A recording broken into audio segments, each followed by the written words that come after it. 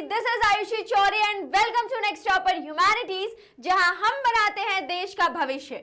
और आज हमारी बोर्ड एक्सप्रेस हमें लेकर आ चुकी है हमें क्लास 12 हिस्ट्री के थर्ड चैप्टर यानी स्टेशन पे, जो होने वाला है किनशिप, कास्ट एंड क्लास। तो चलिए देखते हैं हमारा ये चैप्टर। ये जो चैप्टर हमारा होने वाला है, इसमें भी हम हमारा जो सेकंड चैप्टर था उसी की ही टाइमलाइन को फॉलो करने वाले हैं। ठीक है, तो जैसे कि हमने सेकंड चैप्टर में क्या देखा था कि हम 600 BC से लेके 600 CE का जो टाइम पीरियड है उसको फॉलो करेंगे, वही यहाँ पर भी रहेगा। बस फर्क इतना है कि वो वाला जो चैप्टर था उसमें हमने उस पीरियड की पॉलिटिकल और इकोनॉमिक हिस्ट्री के बारे में पढ़ा था, और ये जो चैप्टर है इसमें हम किस चीज के बारे में देखेंगे, इस चीज में हम सोसाइटी का जो सोशल सिस्टम है उसके बारे में देखने वाले हैं। ठीक, तो यहाँ पे हम देखेंगे समाज की जो सोशल हायरार्की की थी कि भाई किस तरीके से जो समाज है उसको एक तरीके से डिवाइड किया गया अपर वर्णास एंड लोअर वर्णास में। देन उसके बाद हम देखेंगे इवोल्यूशन ऑफ किनशिप सिस्टम। ठीक है, कि बड़ी बड़ी फैमिलीज बनी और उन फैमिलीज के बीच में किस तरीके का रिलेशनशिप स्टार्ट हुआ, कैसे वो एक दूसरे से लड़ाई झगड़ा करते थे, मेल जोल से रहते थे, किस तरीके से समाज में अलग अलग व्यवस्थाएं हमने देखी, वो सारी चीजें। साथ ही साथ हम क्या देखेंगे, हम कास्ट स्ट्रक्चर के बारे में देखेंगे, कास्ट सिस्टम का इवोल्यूशन देखेंगे। देन हम बात करेंगे क्लास डिविजन की कि भाई कैसे समाज में जब प्रॉपर्टी आई, जब लैंड आया, तो उस लैंड का किस तरीके से समाज में डिवीजन हुआ और क्लास सिस्टम जो है वो एक तरीके से इवॉल्व हुआ। अब ये जो पूरा हमारा टाइम पीरियड है उसके बारे में हमें पता कैसे चला, तो जैसे कि हम अभी तक देखते आए हैं कि भाई जो हिस्ट्री होती है उसके दो तरीके के सोर्सेज हैं। एक है लिटरेरी सोर्सेज जो किससे डील करते हैं, टेक्सचुअल एविडेंसेस से। ठीक है, तो यहाँ पे हमें किस चीज के बारे में पता है, जो टेक्सचुअल एविडेंसेस हैं वो है मनुस्मृति। मनुस्मृति क्या थी, मनुस्मृति थी आप बोल सकते हैं एक तरीके से कि एक कोडिफाइड लॉ, ठीक है, जिसमें समाज में किस तरीके से लॉज होने चाहिए, नॉर्म्स होने चाहिए, उनके बारे में डिस्कशन हमें मिलता है। तो यहाँ पे मनुस्मृति उन लॉज के बारे में बात करती है जो किसके ऊपर फोकस करता है, वर्ण के ऊपर, जो जेंडर नॉर्म्स के ऊपर कि भाई मेल को किस तरीके से उनका बिहेवियर होना चाहिए, फीमेल्स का किस तरीके से बिहेवियर होना चाहिए, वो सारी चीजें। साथ ही साथ हम यहाँ पे एक और चीज की बात करेंगे जो है महाभारत। महाभारत ही हमारे इस चैप्टर का आप बोल सकते हो कि सेंट्रल पॉइंट है, जिससे सारा की सारा सिस्टम जो है हम इस टाइम पीरियड का समझने वाले हैं। तो महाभारत ये है, महाभारत इज एन एपिक। ठीक है, एक बड़ा सा आप बोल सकते हो पोयम है, एक बड़ी सी एक स्टोरी है जिसमें क्या बताया गया है कि भाई समाज में किस तरीके से फैमिली टाइज हुआ करते थे, किनशिप टाइज हुआ करते थे। ठीक है, साथ ही साथ सोशल कॉन्फ्लिक्ट्स का भी इसमें डिस्कशन किया गया है।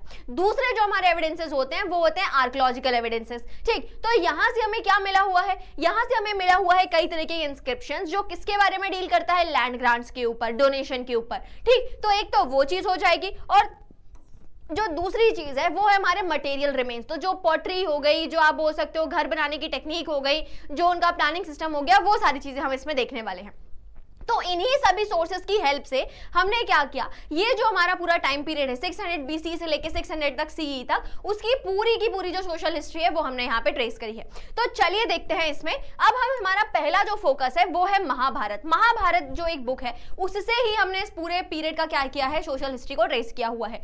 क्यों किया हुआ है, क्यों महाभारत ही क्यों, तो वो देखते हैं। क्योंकि महाभारत एक ऐसा रिचेस्ट टेक्स्ट है, एक ऐसा कोलोसियल एपिक है जिसमें 1 लाख वर्सेस हैं, 1 लाख से ज्यादा दोहे हैं। ठीक है, अब ये जो दोहे हैं, ये जो किताब है, इसको लिखने में ऐसा नहीं कि एक दिन में इसको तैयार कर ली गई, इसको लिखने में 1000 साल का टाइम लिया गया। और ये जो 1000 का टाइम पीरियड है वो 500 BC से लेके 500 BC से लेके 500 CE तक कंटिन्यूअसली क्या किया गया, ये जो एपिक है इसमें टाइम बाय टाइम क्या किया गया, कई सारे वर्सेस को इसमें ऐड किया गया, जिससे ये कहीं ना कहीं जानने का हमें मौका मिला कि शायद समाज में इन सभी इस पूरे टाइम पीरियड में जो भी चेंजेस हो रहे होंगे वो इन वर्सेस के थ्रू क्या किया गया, इस महाभारत में इंक्लूड किया गया। ठीक है, तो इसीलिए महाभारत को क्या किया गया, यहाँ पे हमने एक मेजर सोर्स माना है NCERT ने, और फिर उससे पूरी सोशल हिस्ट्री है उसको हमने ट्रेस किया हुआ है। अब देखिए, तो भाई सेंट्रल स्टोरी क्या है इसकी, तो ये जो कहानी है ये डील करती है, आपने दादी नानी से बार बार सुना होगा महाभारत की कहानियों के बारे में, टेलीविजन पे शो भी आता है। ठीक है, तो किस चीज के बारे में वो बताते हैं, ये स्टोरी है 2 वॉरिंग कजन के बीच में। 2 कजन्स हैं, एक है पांडव ग्रुप और एक है कौरव ग्रुप। ये दोनों जो हैं वो लीनिएज के लिए, राजगद्दी के लिए क्या करते हैं, एक दूसरे से लड़ाई करते हैं। तो उसमें जो पूरी स्टोरी है वो चारों तरफ से वो पूरी स्टोरी के बारे में बताया गया है कि कैसे एक दूसरे से बदला लेते हैं, चौपड़ का खेल होता है, वो सारी चीजें। ठीक है, तो वो पूरी स्टोरी से क्या किया गया, समाज में जो व्यवस्था थी, सोशल जो सिस्टम था, उसको क्या किया गया, हाईलाइट किया गया है।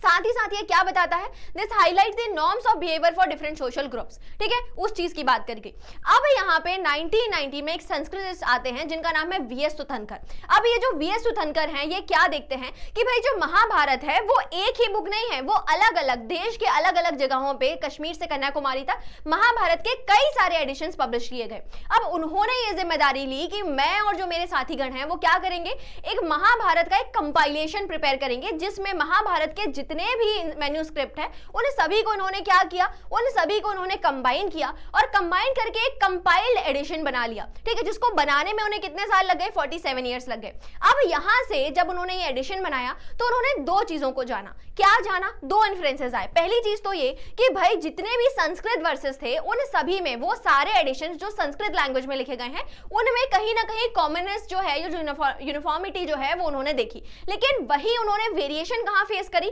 वेरिएशन उन्होंने फेस करी उन एडिशंस में जो कि रीजनल लैंग्वेजेस में लिखे गए। ठीक है, कौन सी रीजनल लैंग्वेजेस, जैसे पाली हो गई, प्राकृत हो गई, तमिल हो गई। ठीक है, क्यों, क्योंकि जो संस्कृत थी वो एक अथॉरिटेटिव लैंग्वेज थी जो जनरली समाज का जो अपर क्लास है वो उसको यूज करता था। ठीक है, लेकिन वहीं पे हम किसकी बात करें, वहीं पे अगर हम रीजनल लैंग्वेजेस की बात करें तो वो कॉमन मास यूज कर रही है। So this shows what, this shows the perspective of the different social group कि अगर कोई कहानी अपर क्लास की पर्सपेक्टिव से लिखी जाएगी तो उसमें एक अलग तरीके से बताया जाएगा, और वहीं अगर वो कहानी समाज के लोअर वर्ग की तरफ से लिखी जाएगी तो वहां पे उस कहानी का एक दूसरा पर्सपेक्टिव बताया जाएगा।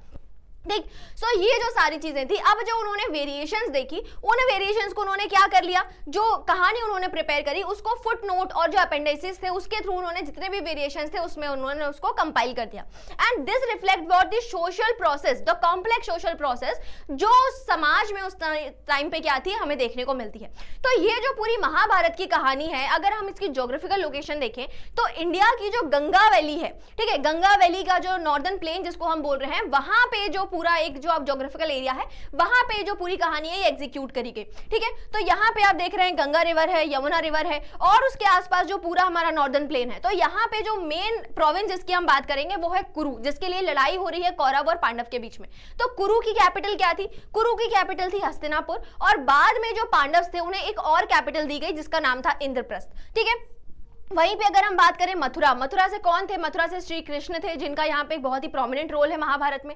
देन अगर हम बात करें यहाँ पे एक पांचाल प्रोविंस है। ठीक है, तो पांचाल में कौन थी, पांचाल से आई हुई थी पांचाली द्रौपदी। तो साथ ही साथ ये जो सारे प्रोविंसेस आपको दिख रहे हैं ये भी कहीं ना कहीं जब महाभारत हुआ, जब वो युद्ध हुआ तो उसमें भी इन सारे प्रोविंसेस ने क्या किया, उनका साथ दिया। तो इसीलिए ये जो पूरी कहानी है हमारी, इस पूरा जो नॉर्दर्न प्लेन है इसमें एग्जीक्यूट हुई। चलिए अब इसको हम आगे देखते हैं। चलिए तो अब हम देखते हैं किनशिप के बारे में कि भाई किनशिप का क्या आइडिया है, कि महाभारत ने कैसे हमें फैमिली टाइज के बारे में बताया हुआ है। ठीक, तो किनशिप क्या होती थी, किनशिप होती थी एक तरीके से बेटा फैमिली के जो मेंबर्स हैं उनके बीच में रिलेशन। ठीक, अब ये जो रिलेशनशिप है ये किस तरीके से बनेगी कि या तो वो जो रिलेशनशिप है वो एक तरीके से ब्लड रिलेशन के बेसिस पे है ना, दैट मींस कि भाई बहन हो गए, मम्मी पापा हो गए, तो उनके बीच में क्या हो गई, ब्लड रिलेशन हो गई। या फिर कैसे बनेगी, या फिर होगी मैरिजेस के बेसिस पे।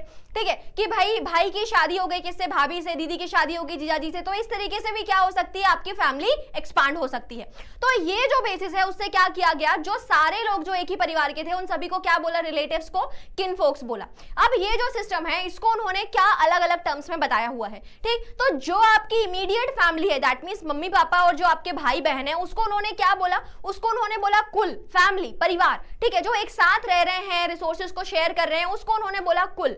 देन उसके बाद उन्होंने बात करी किस चीज की, लीनिएज की, वंश की। तो वंश क्या हो गई, वंश एक तरीके से हो गया क्या कि आपके फादर के जो ग्रैंडफादर हो गए, फिर उनके जो ग्रेट ग्रैंडफादर हो गए, जिससे आपका वंश हो रहा है, लीनिएज ट्रेस हो रही है, तो वो हो गया यहाँ पे वंश। और साथ ही साथ उन्होंने किस चीज की बात करी, group of larger network of families, है ना, कि कई सारी फैमिलीज के ग्रुप के, आपके ताऊ जी की फैमिली, आपके चाचा जी की फैमिली, आपकी बुआ जी की फैमिली, वो सब मिलके क्या बना लेंगे, वो सब मिलके बना लेंगे जनाती एक लार्जर नेटवर्क ऑफ फैमिलीज। ठीक, तो इसके थ्रू हम इसको यहाँ पे समझते हैं। तो देखिए यहाँ पे जो शांतनु और सत्यवती हैं, ठीक है, ये और इनकी दो वाइफ है, शांतनु की दो वाइफ है, एक सत्यवती हो गई और एक गंगा हो गई। तो सत्यवती और शांतनु के जो बेटे हुए वो कौन हो गए, भीष्म हो गए। और यहाँ से शांतनु और जो सत्यवती है उनके बेटे कौन हो गए, विचित्रवीर हो गए, यहाँ पे चित्रगुप्त हो गए। इस तरीके से क्या किया उन्होंने, आगे लीनियज बढ़ाई। अब उसके बाद कौन हुए, दो बेटे हुए उनके, तो भाई एक हुए धृतराष्ट्र और एक हुए पांडु। तो पांडु की शादी हुई किससे, कुंती से, और धृतराष्ट्र की शादी हुई किससे, द्रौपदी से। फिर उनके बेटे हुए, तो धृतराष्ट्र और गांधारी के बेटे कौन हुए, कौरव, और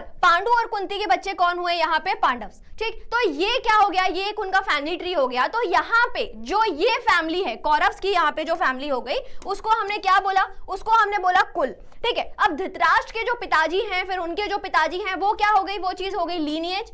और ये जो धृतराष्ट्र और जो पांडु के बीच में क्या हो गया? रिलेशन हो गया, जो कृष्ण के साथ इनका रिलेशन हो गया, श्री कृष्ण के साथ, वो पूरा के पूरा क्या हो गया? वो पूरा के पूरा हो गया एक फैमिली लीनिएज, एक लार्जर नेटवर्क, जनाती हो गया वो। ठीक है, तो इस तरीके से क्या किया गया? इस तरीके से अलग अलग सिस्टम्स को उन्होंने हमें यहाँ पे बताया हुआ है, समझाया हुआ है। साथ ही साथ महाभारत हमें एक और सिस्टम के बारे में बताता होता है, जो है इनहेरिटेंस का, जो लीनिएज का बता रहा है। ठीक है, अब ये जो इनहेरिटेंस है ये दो तरीके से ट्रेस करी गई, या तो ये मेल टू मेल ट्रांसफर करी जाएगी, ठीक है, दैट मींस कि grandfather then father and then son, ठीक है, या फिर वे किस तरीके से ट्रेस करी जाती है? मदर के तरीके से, फीमेल्स की तरफ से, दैट मींस नानी देन मम्मी और फिर उसके बाद बेटी। तो इस तरीके से दो तरीके से क्या करी जाती है, जो इनहेरिटेंस होता है उसको ट्रेस करते हैं। तो महाभारत जो है वो हमें किसके बारे में बताती है? वो हमें बताती है पेट्रिलिनियल लीनिएज के बारे में। ठीक है, जिसमें क्या बताया गया? जिसमें ये बताया गया कि भाई जो धृतराष्ट्र हैं उनकी डेथ के बाद क्या होगा कि यहाँ पे जो पांडु है, पांडु की डेथ हुई, पांडु के बाद जो गद्दी जानी थी वो पांडव की तरफ जानी थी, लेकिन वो छोटे थे तो किसको चली गई? उनके भाई को, धृतराष्ट्र को। तो यहाँ पे लड़ाई हो रही है कि भाई धृतराष्ट्र को तो, क्योंकि एक तरीके से आप बोल सकते हो कि एक लिमिटेड टाइम के लिए मिला है, कार्यकालिक राजा बनाया है उन्हें, तो क्या वापस से गद्दी युधिष्ठिर के पास चली जाएगी या दुर्योधन के पास आएगी? तो वो जो पूरा एक कॉन्फ्लिक्ट है वो ही पूरा महाभारत का मेन सब्जेक्ट मैटर है। ठीक है, वहीं अगर हम, और ये जो पेट्रिलिनियल लीनिएज होता है इसको भी कहीं ना कहीं जस्टिफाई किया है, वैलिडेट किया है किसने? मनुस्मृति के थ्रू, जो भी ये बोलते हैं कि भाई जो लीनिएज होती है वो मेल टू मेल ही आगे बढ़नी चाहिए। देन अगर हम किसकी बात करें? मैट्रिलिनी की। मैट्रिलिनी में ये बताया जाता है कि भाई फीमेल टू फीमेल जाएगी, लेकिन ये क्या थी? ये उस समय के समाज में एक बहुत ही रेयर प्रैक्टिस थी जिसके हम बहुत कम एविडेंसेस देखते हैं। अगर हम इस चीज में आगे बढ़े तो जो महाभारत है वो हमें मैरिज प्रैक्टिसेस के बारे में भी बताता है, और मैरिज प्रैक्टिसेस दो तरीके से, या तो वो होगी एंडोगैमी, दैट मींस वो उस प्रकार की मैरिजेस जो एक तरीके से फैमिली के ही विदिन में हो रही है, ग्रुप में हो रही हैं, तो उनको हमने क्या कहा? एंडोगैमी कहा। और जो दूसरी मैरिजेस है उनको क्या कहा गया? एक्सोगैमी, दैट मींस गोत्र के बाहर, है ना, वंश के बाहर। ठीक है, तो उस तरीके की जो फैमिलीज हैं वो, उनको उस तरीके की जो मैरिजेस हैं उनको क्या कहा गया? एक्सोगैमी, जो उस समय की आइडियल मैरिजेस होती थी। ठीक, अब इन मैरिजेस में क्या किया जाएगा? उनमें ये होगा कि भाई जो डॉटर है उनका अपने फादर के जो रिसोर्सेज है उसके ऊपर कोई क्लेम नहीं होगा कि शादी के बाद वो किसी दूसरे घर में चली जाएंगी। देन दूसरी चीज ये कही गई कि भाई जो मैरिज होगी वो same with in the same family नहीं होगी, किनमेंस के बीच में नहीं होगी।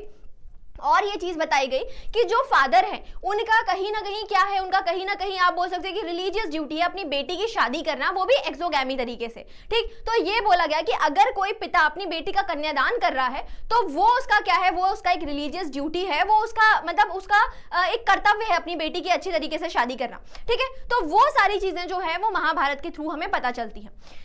अब अगर हम इसमें आगे देखें तो धर्मशास्त्र की बात करी जाती है। धर्मशास्त्र कैसे आए? तो भाई देखिए, समाज में ये जो सारी चीजें हो रही थी उसमें कहीं ना कहीं वेरिएशंस भी देखने को मिली। क्यों? क्योंकि अर्बनाइजेशन आ रहा था, और अर्बनाइजेशन से जब ट्रेडर्स एंड मर्चेंट क्लास आए तो वो इन सिस्टम को कहीं ना कहीं नहीं मान रहे हैं। तो इस वजह से इनकी वैलिडिटी को प्रूव करने के लिए जो ब्राह्मण्स हैं उन्होंने इन सारे लॉज को क्या कर दिया?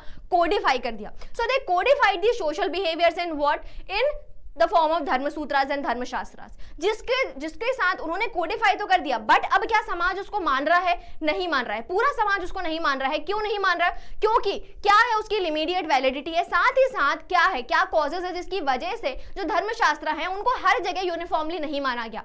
तो वो कॉजेज हैं भाई सोशल रिलेशन की। हर कोई जो है वो समाज में एक ही तरीके के सोशल रिलेशन में नहीं एग्जिस्ट कर रहा है ना, कोई समाज से बाहर भी रह रहा है, कोई फॉरेस्ट में रह रहा है, कोई जंगल में रह रहा है, कोई जगह जगह घूम रहा है ना। तो उस तरीके के जो कॉम्प्लिकेटेड सोशल प्रोसेसेस थी उसकी वजह से बहुत से लोग इस धर्मशास्त्र धर्म सूत्रों को नहीं मान रहे हैं। या फिर रीजनल डाइवर्सिटीज थी, लोग अलग अलग जगह रह रहे हैं, कोई डेजर्ट में रह रहा है, कोई पहाड़ पे रह रहा है, कोई समुद्र के पास रह रहा है, उसकी वजह से भी चीजें थी। साथ ही साथ जो ट्रांसलेशन था, जो कम्युनिकेशन था, उसका प्रॉब्लम था।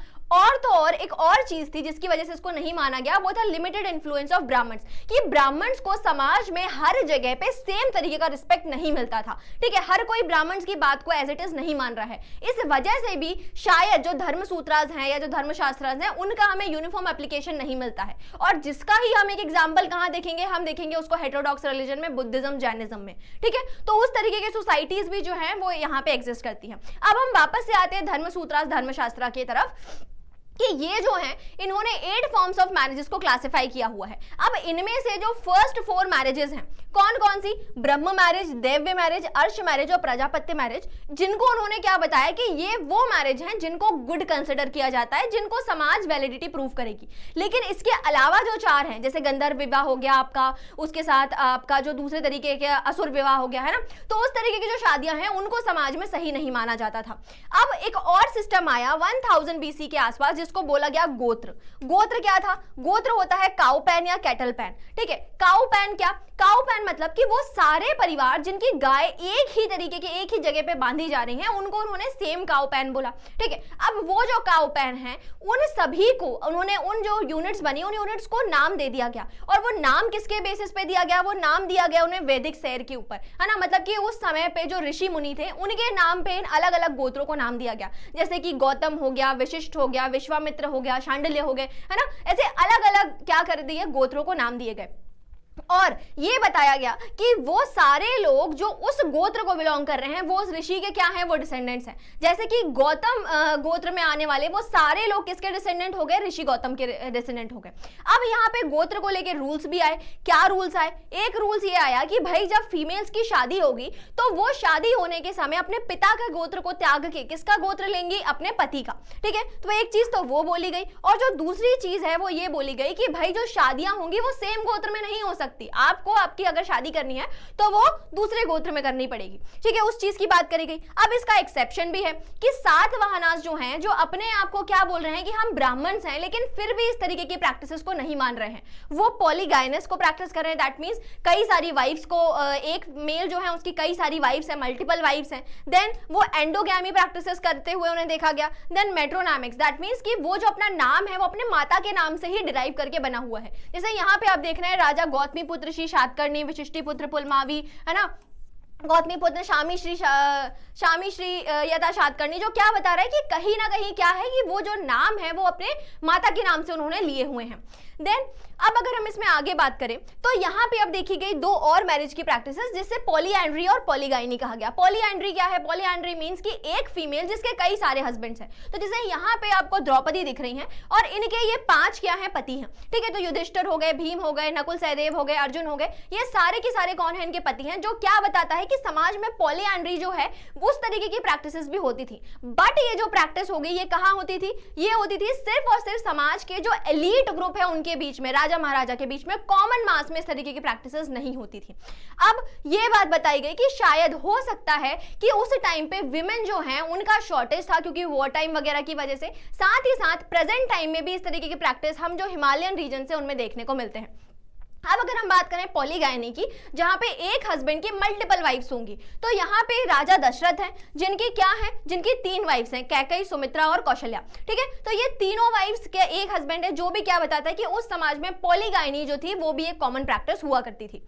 अब अगर हम इसमें आगे बात करें तो उसमें हम देखते हैं social difference within and beyond the framework of the caste, ठीक है। तो यहाँ पे हम वर्ण सिस्टम और जाति सिस्टम के बारे में देखने वाले हैं। तो वर्ण सिस्टम क्या है, वर्ण सिस्टम हम बहुत समय पहले से पढ़ रहे हैं कि भाई जो समाज था उसको ऑक्यूपेशन के बेसिस पे 4 वर्णों में डिवाइड किया गया, और उसमें सबसे सुपीरियर पोजीशन किसको दी गई, ब्राह्मण्स को दी गई, जिन्हें ये बोला गया कि आपका काम क्या है, आपका काम है वेदों को पढ़ना पढ़ाना और उसका जो नॉलेज है वो दूसरों को ट्रांसफर करना। साथ ही साथ जितने भी रिलीजियस सेक्रीफाइसेस हैं उनको भी देखने का काम आपकी ही निगरानी में होगा। उसके बाद जो दूसरे ग्रुप आया उसको क्या नाम दिया गया, क्षत्रियस। क्षत्रियस को क्या बोला कि भाई आप क्या बनोगे, आप रूलर बनोगे, आप एडमिनिस्ट्रेटर बनोगे, साथ ही साथ हमारा जो रक्षा की जो जिम्मेदारी, हमारा प्रोटेक्शन का काम जो है वो आपके ऊपर है। तो वॉरियर क्लास भी क्षत्रियस से ही इमर्ज हुई। देन जो इकोनॉमिक आप बोल सकते हो इकोनॉमिक रिस्पॉन्सिबिलिटीज थी वो किसको दी गई, वैश्यास को दी गई, जिन्हें ये बोला गया कि समाज में जो उत्पादन का काम है ना, एग्रीकल्चर हो गया, पैस्टोरलिज्म हो गया, या फिर आप बोल सकते हैं कि एक तरीके से मर्चेंट क्लास हो गए, फिशरमैन हो गए, जो भी हो गए, वो सारी चीजों का काम किसको दिया गया, वैश्यास को दिया गया। और लास्ट में रखा गया किसको, 4th को, जिसको शूद्रास कहा गया। और उन शूद्रास को क्या काम दिया गया कि भाई तुम्हारा काम यह है कि अपर 3 वर्णास को तुम्हें क्या करना है, सर्व करना है, उसके अलावा तुम्हारा कुछ भी काम नहीं है। तो जितने भी तरीके के मैनुअल लेबर्स हैं वो किसको दिया गया, वो काम वो शूद्रास को दिया गया। अब ये जो वर्ण सिस्टम था, ऐसा नहीं था कि समाज का सारा समाज इस वर्ण सिस्टम में सम्मिलित हो गया है ना, वो सारा के सारा उसमें एक तरीके से आप देखने को मिल रहा है। क्यों? क्योंकि जो वर्ण सिस्टम है उसके अलावा भी ऐसी कई सारी कम्युनिटीज थी जो इस वर्ण सिस्टम को में नहीं आ पा रही थी। तो इस वजह से वो सारे लोग जो इस ब्राह्मणिकल सिस्टम में नहीं आ पा रहे थे, उनको ब्राह्मण्स ने क्या किया गया, ऑड एंड अनसिविलाइज्ड पीपल बोला। कौन थे ये लोग? तो भाई ये फॉरेस्ट ड्वेलर्स हो गए, हंटर्स हो गए, नोमैडिक पास्टोरलिस्ट हो गए, नॉन संस्कृत स्पीकर्स, वो सारे लोग जो संस्कृत भी नहीं बोल पा रहे हैं, उनको भी समाज से बाहर कर दिया गया। ठीक है, साथ ही साथ मलिच्छ, ठीक है, जिनको बारबेरियंस आप एक तरीके से बोल सकते हैं, वो भी इसके ग्रुप हुए। अब जो ब्राह्मण्स थे उन्होंने इस वर्ण सिस्टम को एनफोर्स करने के लिए कई सारी स्ट्रैटेजीज लेकर आए। पहला जो उनकी स्ट्रैटेजीज थी वो थी डिवाइन ओरिजिन की। डिवाइन ओरिजिन में उन्होंने ये बोला कि भाई जो सिस्टम है ये हमने नहीं बनाया, ये क्या किया गया, हमारा जो ऋग्वेद है उसका जो 10वां मंडल में पुरुष सूक्त है उसमें क्या किया गया, ये सिस्टम दिया गया हुआ है। ठीक है, दूसरी चीज उन्होंने क्या बोली, दूसरी चीज ये बोली कि उन्होंने जितने भी राजा थे उनको ये एडवाइस किया कि आप अपने अपने किंगडम में क्या करिए, इस चीज को इंप्लीमेंट कर दीजिए। साथ ही साथ उन्होंने समाज को क्या कर दिया गया, परसुएड किया, उनको समझाया कि आपका जो ओरिजिन है वो आपके बर्थ से ही ट्रेस होगा, आप जहां पे आपने जन्म लिया है वही आपका क्या होगा, वही आपका सोशल स्टेटस डिटरमाइन करेगा। ठीक, अब इसके अलावा, इस वर्ण सिस्टम के अलावा वो सारे लोग जिनको इस सिस्टम से बाहर रख दिया गया, उनमें से कुछ लोग ऐसे थे जिनको अनटचेबल्स कहा गया। ठीक है, क्यों? क्योंकि वो एक तरीके का मीनियल वर्क कर रहे हैं, जो एक तरीके से आप बोल सकते हो जिसको इम्प्योर कंसिडर किया जा रहा है। ठीक है, जैसे कि कौन हुए, जैसे कि हुए चांडाल्स। ठीक है, चांडाल जो एक तरीके से क्या करते थे, डेड बॉडीज का डिस्पोजल कर रहे हैं। तो ये माना गया क्योंकि ब्राह्मण्स क्या कर रहे हैं, सैक्रिफाइसेस कर रहे हैं, उन्हें प्योर रहना है, उन्हें पवित्र रहना है, तो इसीलिए जो डेड बॉडीज का काम करने वाले लोग हैं उनको समाज से दूर रखा जाना चाहिए। इसीलिए इन्हें विलेज के बाहर रखा जाता था। जब भी वो वहां से गुजरेंगे तो उन्हें एक तरीके से जो क्लैपिंग की जो आवाज होती है वो आवाज करना होगा, लोगों के डिस्कार्डेड यूटेंसिल्स और जो कपड़े होते हैं उनको वो यूज करेंगे। ठीक है, तो उस तरीके की चीजों के बारे में भी हमें यहाँ पे बताया गया। अब एक और चीज है कि भाई अगर क्षत्रियास का काम सिर्फ और सिर्फ क्या है कि रूलर और एडमिनिस्ट्रेटर बनना, तो यहाँ पे हम उन सभी लोगों को भी एडमिनिस्ट्रेटर या रूलर या किंग बनते हुए देख रहे हैं जो नॉन क्षत्रियास ग्रुप से बिलोंग करते हैं। जैसे कि कौन, जैसे कि मौर्यास। मौर्यास जो हैं उनके डिसेंडेंट्स को लेकर कहीं ना कहीं ये कन्फ्लिक्ट है कि वो जो हैं वो एक लोअर ओरिजिन को बिलोंग करते थे। देन यहाँ पे हमने देखा शकास का एग्जाम्पल, जो एक तरीके से कौन थे, जो सेंट्रल एशिया से आए हुए लोग थे, जिनको क्या कहा गया, जिनको मलिच्छ कहा गया, क्योंकि वो बारबेरियन एंड आउटसाइडर्स थे ब्राह्मण्स के अकॉर्डिंग। देन हमने एक और एग्जांपल पढ़ा किसके बारे में, शातवाहनस के बारे में, शुंग के बारे में, जो कौन थे, जो ब्राह्मण्स थे, बट उन्होंने भी कहीं ना कहीं क्या किया, उन्होंने भी कहीं ना कहीं रूल किया, वो भी एक तरीके से राजा बने। ठीक, अब इसमें हम आगे चलते हैं। आगे अगर हम बात करें तो सोशल डिफरेंसेस, अब यहाँ पे आ गया है कि भाई हर कोई क्योंकि वर्ण सिस्टम में फिट नहीं हो पा रहा है, तो क्या किया गया, जाति सिस्टम का, कास्ट सिस्टम का यहाँ पे हम इवॉल्व देख रहे हैं यहाँ से। तो कास्ट सिस्टम क्या हो गई कि वर्ण सिस्टम जो था उसका ही एक सब ग्रुप हो गया। तो सब caste on the basis of what, on the basis of occupation. तो वो सारे लोग जो एक ही तरीके के ऑक्यूपेशन को प्रैक्टिस कर रहे हैं उनको उन्होंने एक कास्ट में डाल दिया। तो जैसे हुए निषाद, जो फॉरेस्ट में हंटिंग और गैदरिंग का काम कर रहे हैं उन सभी को उन्होंने निषाद ग्रुप बोला। जो सोने का काम कर रहे हैं, गोल्ड स्मिथ का काम करें, उन सभी को उन्होंने स्वर्णकार बोल दिया। ठीक है, अब वर्ण तो क्या थे, लिमिटेड थे, 4 ही थे नंबर में, लेकिन जो जातीज हैं वो क्या हैं, वो न्यूमरस हैं, कई सारी हो सकती है, अनगिनत हो सकती है। ठीक, अब ये जो जाति है ये सभी की सभी एक ही जाति में आने वाले लोग सारे के सारे शेयर्ड ऑक्यूपेशन करते हैं, एक ही तरीके का ऑक्यूपेशन करेंगे, और बाद में ये सारे क्या होते हैं, ऑर्गेनाइज हो जाते हैं इन द फॉर्म ऑफ गिल्ड्स। ठीक है, तो अब गिल्ड की मेंबरशिप का क्या क्राइटेरिया हो गया कि वो सारे लोग जो एक ही तरीके के प्रोफेशन को कर रहे हैं वो एक गिल्ड को बिलोंग करेंगे। लेकिन यहाँ पे भी एक्सेप्शन देखने को मिला, और वो ये कि भले ही लोग एक ही गिल्ड में थे, बट क्या था कि उस गिल्ड में भी कुछ लोग अलग तरीके के ऑक्यूपेशन को फॉलो कर रहे हैं। ठीक है, तो वो चीज देखी गई। देन ये डिसाइड हुआ कि भाई गिल्ड जो पैसा कमा रही है उस पैसे को अगर कोई दान दक्षिणा करनी है, किसी मंदिर का बनवाना है, डोनेशन करना है, तो उसके भी हमने क्या किया गया कि उस तरीके के भी एविडेंसेस हमें देखने को मिले कि इस तरीके के जो डिसीजंस थे वो कलेक्टिवली लिए गए। ठीक है, जिसका एग्जांपल हमने कहाँ देखा, जिसका एग्जांपल हमने देखा मंदसौर का जो इंस्क्रिप्शन है, जिसमें हमें सिल्क वीवर्स के बारे में पता चलता है कि कैसे वो पहले गुजरात में थे और फिर वहां से कहाँ आ गए, वो शिफ्ट होकर मंदसौर आ गए। अब ये जो सिस्टम था, जो हम कास्ट सिस्टम देख रहे हैं, जाति सिस्टम देख रहे हैं, ये वर्ण सिस्टम के कंपैरिजन में काफी फ्लेक्सिबल हुआ। ठीक है, कि उतना रिजिड नहीं था, जिसकी वजह से लोकलाइज्ड और मतलब लोकल अकॉर्डिंग क्या हुआ, जाति आप देख सकते हैं, वहां पे जाति का बनना देख सकते हैं, फ्लेक्सिबल सिस्टम हुआ एक तरीके से वर्ण सिस्टम में। ठीक, अब इनके ऊपर रूल्स एंड रिस्ट्रिक्शंस क्या थी कि भाई जो एक जाति के लोग हैं वो दूसरे जाति के लोगों के साथ इंटर डाइनिंग और इंटर मैरिजेस नहीं कर सकते, मतलब एक साथ बैठ के ना आप उनके साथ खाना खा सकते हैं, ना ही एक जाति के लोग दूसरी जातियों के साथ क्या कर सकते हैं, शादियां कर सकते हैं।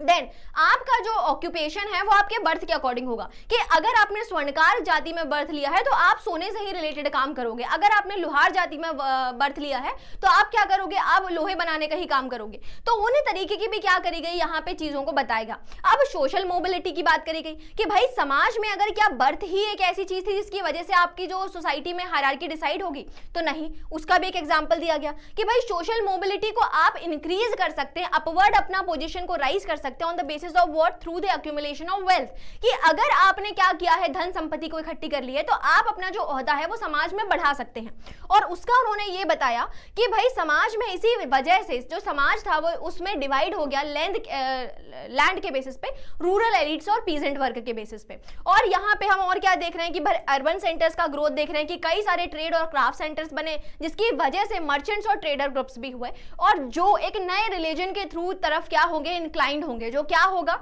जो बुद्धिज्म और जैनिज्म होगा, उसके बारे में भी हमें देखना है।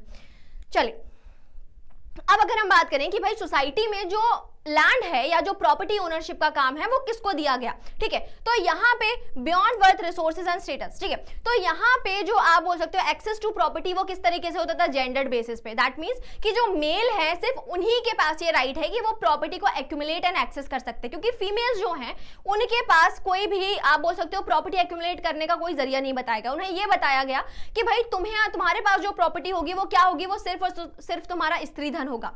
लेकिन वहीं पे हमें एक्सेप्शन देखने को मिलता है किसके थ्रू, प्रभावती गुप्ता के थ्रू, क्योंकि प्रभावती गुप्ता क्या थी, एक प्रिंसेस थी और वो उन्होंने क्या किया था, दान किया था। तो दैट मींस व्हाट, दान कहां से किया, दैट मींस उनके पास कुछ ना कुछ प्रॉपर्टी होगी, ठीक है। तो यहां पे ये बताया गया कि there was a gendered access of property. Then अगर हम किस चीज की बात करें, वेल्दीएस्ट मैन की, तो वेल्दीएस्ट मैन भी कौन थे, वेल्दीएस्ट मैन जनरली जो समाज के जो अपर वर्ग थे, वर्ण सिस्टम में जो अपर वर्ग है, जैसे ब्राह्मण हो गया, वैश्य हो गया, क्षत्रिय हो गए, वही क्या थे, समाज में वेल्दीएस्ट मैन थे। और जो लोअर क्लास थे उनमें भी हमें क्या देखा गया कि वो एक तरीके से पुअर ग्रुप थे। बट इसमें भी एक्सेप्शन हुआ क्योंकि कहीं ना कहीं हमें एक पुअर ब्राह्मण के बारे में या पुअर क्षत्रिय के बारे में भी मेंशन मिला हुआ है। देन ये चीज बताई गई कि भाई समाज में लोग प्रॉपर्टी को एक्यूमुलेट तो कर रहे हैं लेकिन जो उन्हें रिस्पेक्ट मिल रही है, स्पेशली साउथ इंडिया में, वो तमिलकम वाला जो प्रोविंस है उसमें ये बताया गया कि जब तक आप अपना जो प्रॉपर्टी है उसको लोगों के साथ शेयर नहीं करेंगे, है ना, उसको लोगों के भले के लिए नहीं देंगे, तब तक समाज में आपकी कोई रिस्पेक्ट नहीं करेगा। तो तमिलकम में ये देखा गया कि वो अमीर लोग जो अपनी प्रॉपर्टी से दान दक्षिणा करते थे, मंदिर बनवाते थे, दूसरे काम करते थे, उनको समाज में क्या किया गया, रिस्पेक्ट किया गया।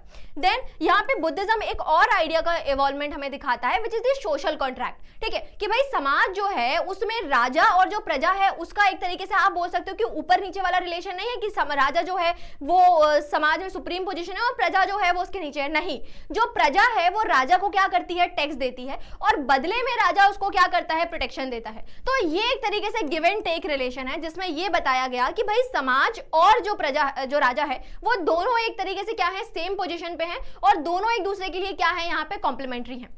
देन अब अगर हम बात करें महाभारत की कि महाभारत कैसे उसका एनालिसिस करा गया कि कैसे वो एक डायनामिक टेक्स्ट हुआ, ठीक है, तो यहाँ पे आप देखेंगे कि महाभारत की जो मेजर लैंग्वेज है जिसमें मेजॉरिटी राइटर्स ने इसको लिखा वो क्या थी, संस्कृत लैंग्वेज थी। इसके अलावा भी हमें अलग अलग लैंग्वेजेस में भी इसका ट्रांसलेशन देखने को मिलता है।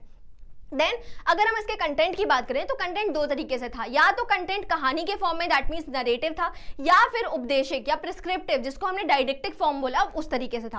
अब अगर इसके ऑथर्स की बात करें तो जनरली ये जो कहानी जो आई है वो किसके थ्रू आई है, सुत्त के थ्रू आई है, जो क्या होते थे, एक तरीके से रथकार होते थे, जो सारथी होते थे, है ना। तो वो जब बैटल में राजा के साथ जाते थे, अपने वॉरियर के साथ जाते थे, तो वहां देखते थे कि क्या क्या इवेंट्स हो रहे हैं, तो उनको वो ओरली लेकर आए और फिर उसको बाद में ब्राह्मण्स ने क्या किया, उसको ब्राह्मण्स ने लिखा। तो 5th सेंचुरी से आगे तक, 5th सेंचुरी सीई तक कंटिन्यूअसली उसका क्या किया गया, कंपाइलेशन किया गया।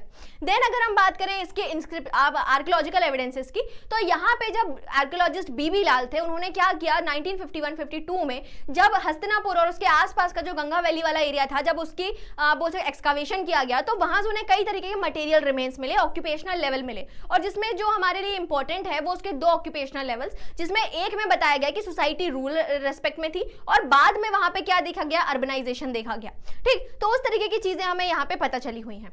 अब इसके बाद अगर हम बात करें Mahabharata as a dynamic text की, तो महाभारत को समय समय पे अलग अलग स्कॉलर्स ने अपने इंटरप्रिटेशन और पर्सपेक्टिव के थ्रू अलग अलग तरीके से लिखा है। जैसे कि कौन हुई, महाश्वेता देवी, जिन्होंने इस महाभारत को अपना जो फीमेल पर्सपेक्टिव है उसको यहाँ पे जोड़ा हुआ है। ये हमारा चैप्टर था जिसमें हमने उस सिस्टम में, ठीक है, कि 600 BC से लेके 600 CE का जो टाइम पीरियड है उसमें सोशल ऑर्गेनाइजेशन जो थे वो किस तरीके से डेवलप हुए, क्या क्या कस्टम्स होते थे, क्या क्या ट्रेडिशंस होते थे, वो सारा देखा। ठीक है, तो चलिए अब फटाफट से इस चैप्टर के क्वेश्चंस को और देख लेते हैं, जो कुछ इंपॉर्टेंट क्वेश्चन जो सीबीएसई हर साल या तो पूछ रही है या फिर आने वाले सालों के लिए ये बहुत इंपॉर्टेंट हो जाता है, स्पेशली दिस ईयर, जिसके लिए बहुत ज्यादा गेसेस लगाए जा रहे हैं कि भाई ये क्वेश्चन आ सकते हैं। ठीक है, तो यहाँ पे देखो ये जो क्वेश्चन उठाया हुआ है ये सीबीएसई सैंपल पेपर क्वेश्चन से लिया हुआ है, जहां पे सिंपली बताया जा रहा है क्या चीज, कि भाई कोई रूलर है जिसके बारे में कुछ आप बोल सकते हैं कि कुछ क्लूज दिए हुए हैं और यहाँ पे आपको क्या करना होगा, उस रूलर को आइडेंटिफाई करना होगा। ठीक, देन अगर हम बात करें अगले क्वेश्चन की, तो ये भी उसी तरीके से जहां महाभारत का एक कैरेक्टर जो है उनके बारे में बात करी जा रही है। ठीक, देन यहाँ पे आगे देखें तो महाभारत का कंपोजिशन किसने किया है उसकी बात है। Then which is the earliest Upanishad, बृहद गुराकिया, उसके बारे में बात करें। असर्शन एंड रीजन टाइप के क्वेश्चन आपसे पूछे जाते हैं। पॉलीगाइनी एंड पॉलीएंड्री का जो बेसिक डिफरेंस होता है, ठीक है, कि भाई केस स्टडी के थ्रू या किसी और क्वेश्चन के थ्रू वो आपसे क्या कर सकते हैं, बेसिक इंफॉर्मेशन, तो ये आपको याद होनी चाहिए कि what is polygyny and what is polyandry.